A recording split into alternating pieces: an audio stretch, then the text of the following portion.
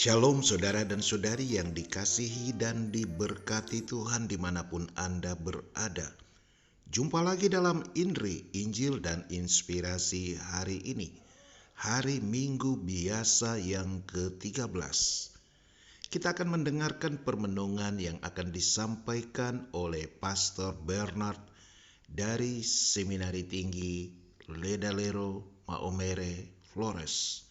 Mari kita awali dengan tanda kemenangan Kristus dalam nama Bapa dan Putra dan Roh Kudus. Amin.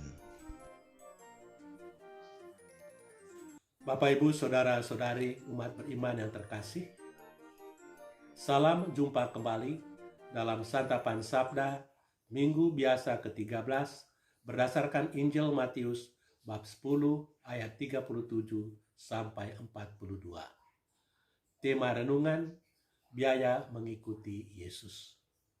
Saudara-saudari terkasih, Dietrich Bonhoeffer, salah seorang teolog berkebangsaan Jerman, pernah menulis sejumlah refleksi tentang khotbah Yesus di bukit dengan judul Biaya Mengikuti Yesus.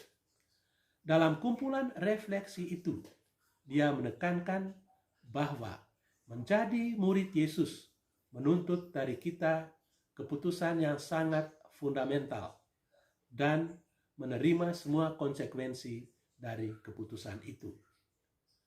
Keyakinan seperti itu telah memberi keberanian kepadanya untuk menantang seorang tiran yang sangat ditakuti pada masa itu, yakni Adolf Hitler. Keberanian itu ditunjukkannya ketika dia dan beberapa temannya terlibat dalam satu kelompok yang merencanakan pembunuhan terhadap Hitler demi menyelamatkan orang-orang Yahudi yang telah dibunuh secara massal oleh Nazi Jerman di bawah pimpinan Adolf Hitler. Sebagaimana kita ketahui, pada masa Perang Dunia Kedua, kira-kira ada 6 juta orang Yahudi yang dibantai oleh rezim Adolf Hitler. Tetapi sayang, rencana mereka terlanjur diketahui oleh Badan Intelijen Nazi Jerman. Bonhoeffer dan kawan-kawannya ditangkap dan dipenjarakan. Harga yang harus dibayar oleh Bonhoeffer adalah hukuman mati dengan cara digantung. Dia akhirnya wafat pada tanggal 9 April 1945. Saudara-saudari terkasih, rencana Bonhoeffer yang gagal untuk menyelamatkan orang-orang Yahudi dibayar mahal dengan nyawanya sendiri. Tidak sedikit orang yang mengorbankan hidupnya sebagai konsekuensi dari pilihan hidup yang telah mereka buat untuk mengikuti Yesus. Pengalaman umat Kristen pada masa Kekaisaran Nero merupakan contoh lain yang sulit dilupakan oleh orang-orang Kristen. Saudara-saudari terkasih, dalam Injil hari ini, Yesus memperingatkan para muridnya sejumlah tantangan apabila mereka sungguh-sungguh mau mengikuti Yesus. Tantangan itu antara lain adalah mereka harus mengasihi Yesus lebih daripada keluarga, lebih daripada orang tua, lebih daripada sanak keluarganya sendiri. Barang siapa mengasihi bapa atau ibunya, putra atau putrinya, lebih daripada aku, dia tidak layak bagiku. Persyaratan seperti itu rasanya terlalu keras karena bagi kebanyakan kita, keluarga itu sangat penting.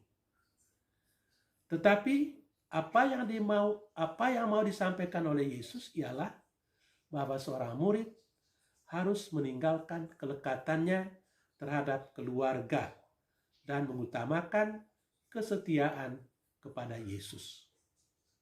Seorang murid juga harus rela mengorbankan kepentingan pribadi, dan bahkan mungkin hidupnya sendiri untuk melakukan tugas yang dipercayakan oleh Tuhan kepadanya. Saudara-saudari terkasih, menjadi murid Yesus dengan tuntutan yang luar biasa, sebagaimana dikatakan oleh Injil hari ini, bukanlah perkara gampang. Secara manusiawi, kita tidak mungkin mampu menjadi murid-murid Tuhan. Tetapi kita juga percaya bahwa Tuhan yang memanggil kita untuk memikul salibnya dan melakukan pekerjaan-pekerjaan yang dipercayakannya kepada kita akan memampukan kita untuk menyelesaikan pekerjaan-pekerjaan itu. Tugas kita adalah selalu mendengarkan Dia, berkonsultasi dengan Dia, dan menyerahkan hidup kita kepadanya.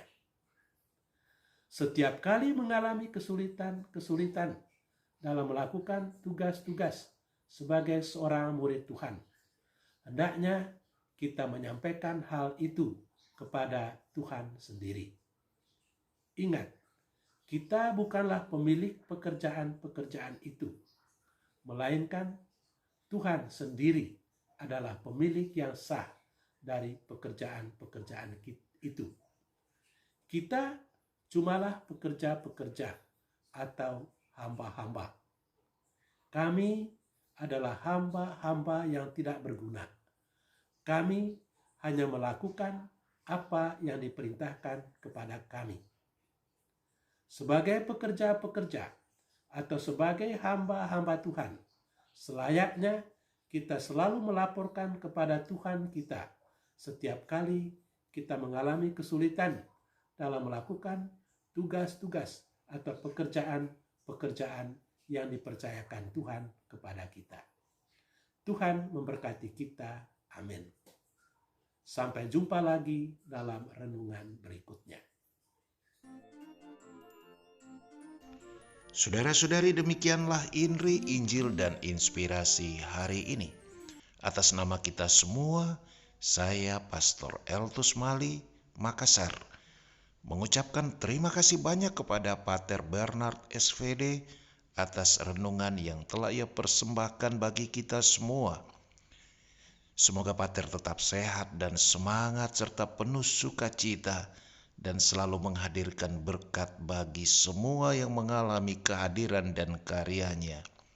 Dan saudara-saudari, terima kasih telah mengikuti renungan ini sampai selesai. Dan silahkan Anda berbagi renungan ini dengan sesama anggota keluarga, dengan sahabat dan teman di dalam komunitas dan kerukunan, sehingga semakin banyak orang boleh membangun hidup atas dasar inspirasi iman dari sabda Tuhan yang kita dengarkan. Selamat hari Minggu. Tuhan Yesus memberkati kita. Dalam nama Bapa dan Putra dan Roh Kudus. Amin.